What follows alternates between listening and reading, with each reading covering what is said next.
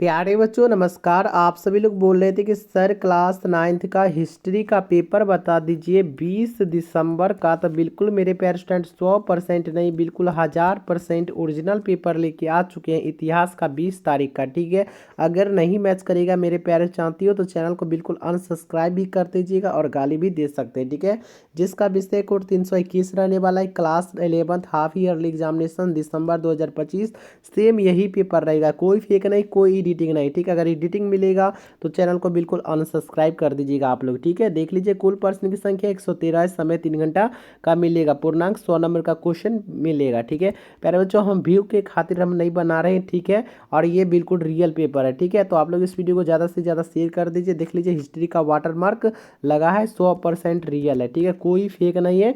ठीक है, कितने जगह एग्जाम हो चुकी है, जहाँ आप लोग का अगर नहीं हुआ होगा तो इस वीडियो को शेयर अपने दोस्तों में भी कर दीजिए, वो भी देख सके। ठीक है, 1 से 80 तक देख लीजिए, आपको ऑब्जेक्टिव क्वेश्चन मिलेगी जिनको OMR सीट में भरना होगा। केवल 50 ही ऑब्जेक्टिव क्वेश्चन का जवाब देना होगा, 80 में से आपको 50 ही ऑब्जेक्टिव क्वेश्चन बना के आनी होगी। ठीक है, चलिए क्वेश्चन नंबर 1 स्टार्ट होता है।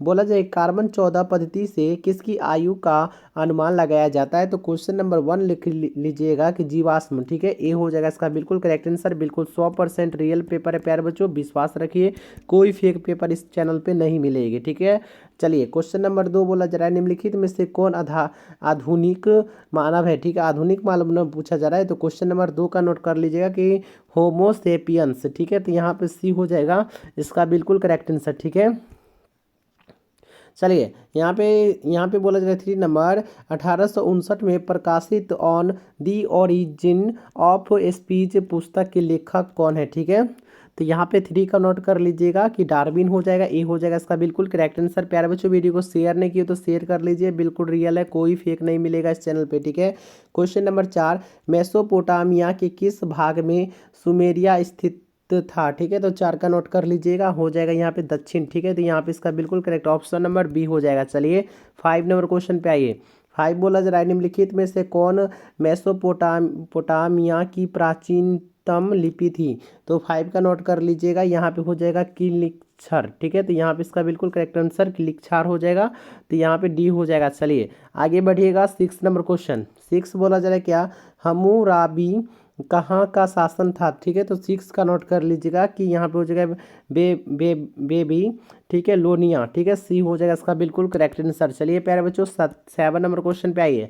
7 बोला जा रहा है कि मेसोपोटामिया शब्द की उत्पत्ति किस भाषा से हुई है। तो 7 का नोट कर लीजिएगा कि यूनानी, ए हो जाएगा इसका बिल्कुल करेक्ट आंसर। प्यारे बच्चों बिल्कुल 100% ओरिजिनल पेपर बता रहे हैं। ठीक है, यही पेपर आपको 20 दिसंबर के दिन देखने को मिलेगी। ठीक है, अगर नहीं मिलेगी तो चैनल को बिल्कुल अनसब्सक्राइब कर दीजिएगा।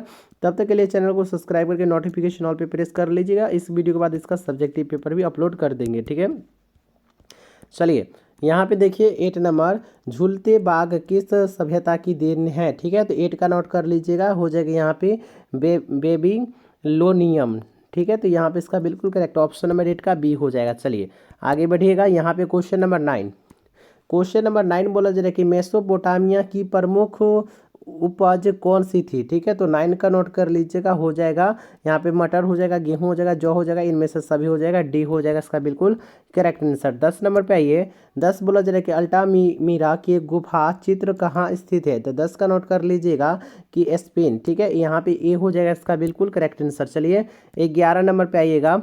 11 बोला जा रहा है कि 3000 ईसा पूर्व में निर्मित वार्क शीर्ष किस नगर में मिला है। ठीक है, तो 11 का नोट कर लीजिएगा कि उरुक, ए हो जाएगा इसका बिल्कुल करेक्ट आंसर। ठीक है, यहाँ पे आइए 12 नंबर क्वेश्चन। 12 बोला जा रहा है क्या गिल, यहाँ पे हो जाएगा गिलगमेश महाकाव्य को कितनी पट्टिकाओं पर लिखा गया था। ठीक है, तो 12 का नोट कर लीजिएगा कि 12, सी हो जाएगा इसका बिल्कुल करेक्ट आंसर। चलिए प्यारे बच्चों 13 नंबर पे आइए।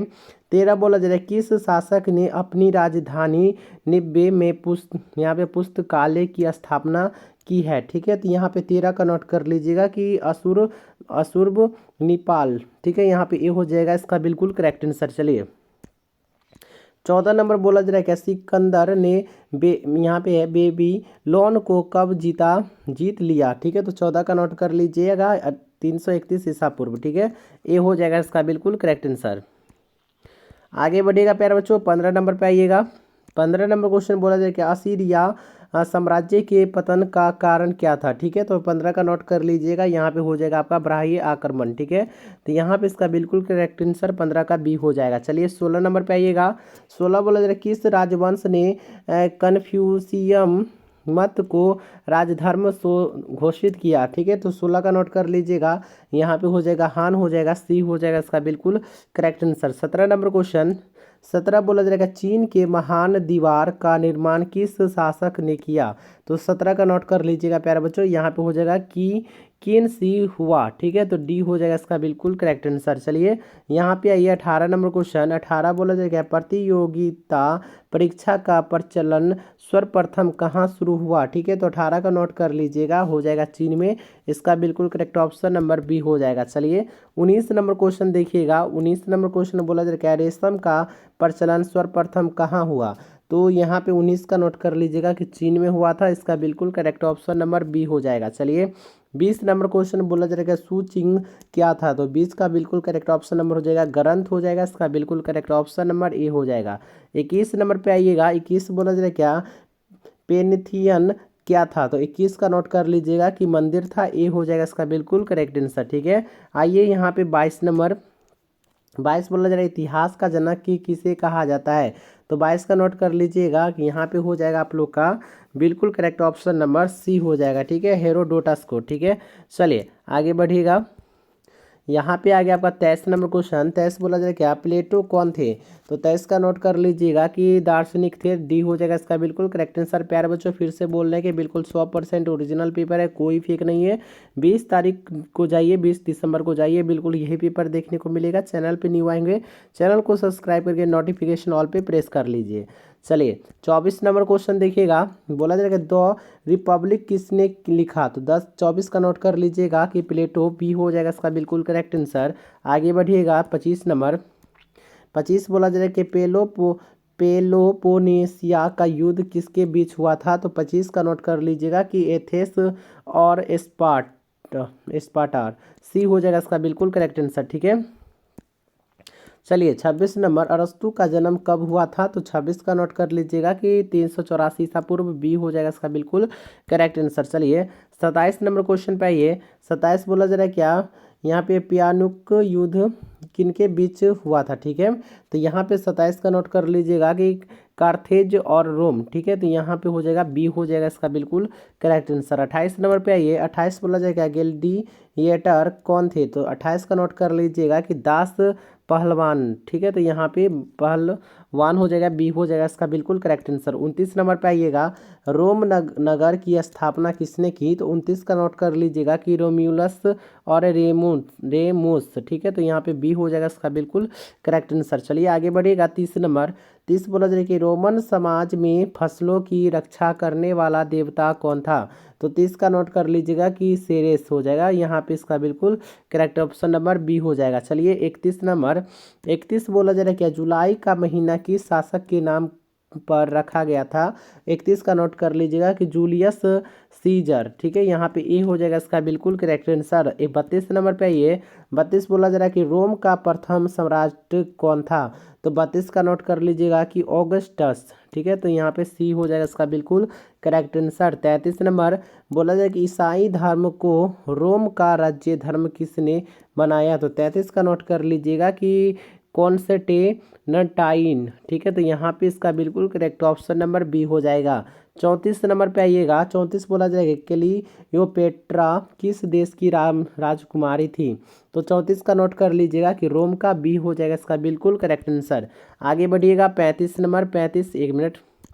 35 बोला जाए क्या कन्फ्यूशियस किस देश का निवासी था। तो ठीक है, तो 35 का नोट कर लीजिएगा कि चीन का था। सी हो जाएगा इसका बिल्कुल करेक्ट आंसर। आगे बढ़िएगा 36 नंबर। वह कौन सा प्राचीन साम्राज्य था जो 3 महादेश में फैला हुआ था। ठीक है, तो यहाँ पे 36 का नोट कर लीजिएगा कि रोम का साम्राज्य। ए हो जाएगा इसका बिल्कुल करेक्ट आंसर। ठीक है, आगे बढ़िएगा 37 नंबर क्वेश्चन। 37 बोला जा रहा है यहाँ पे बोला जा रहा है क्या एफोरा क्या है। तो 37 का नोट कर लीजिएगा कि हो जाएगा कंटेनर का मटका, ठीक है, कंटेनर का मटका बी हो जाएगा इसका बिल्कुल करेक्ट आंसर। 38 नंबर पे आइएगा कि पहाड़ियों की चोटियों पर बसे गांव को क्या कहा जाता है।